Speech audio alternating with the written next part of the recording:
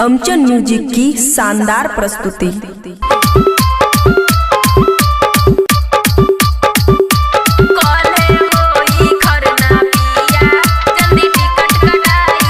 खुशी recording studio बलुआहा।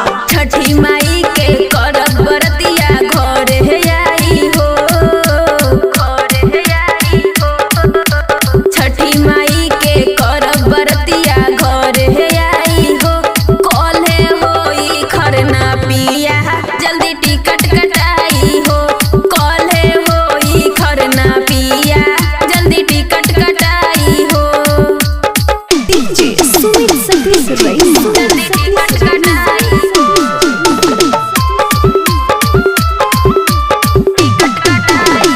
काचही बस के बहंगिया हमहू मंगाईब। केला सेब नारियल से दौड़ा सजाईब, दौड़ा सजाईब।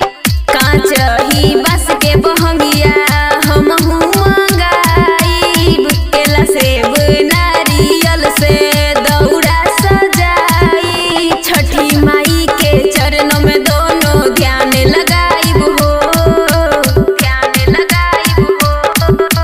छठी माई के चरणों में दोनों ध्यान लगाईब हो।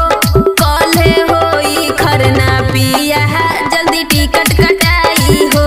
कॉले होई खरना पिया जल्दी टिकट कटाई हो। जल्दी टिकट कटाई हो।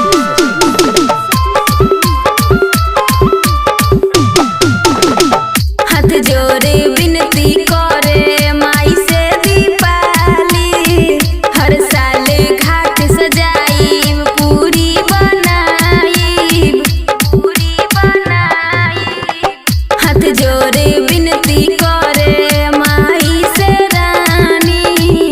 हर साल घाट सजाईब पूरी बनाई। दिल खुश दीवाना शिवम सवरिया से अर्घ दिलाईब ना, अर्घ दिलाईब ना।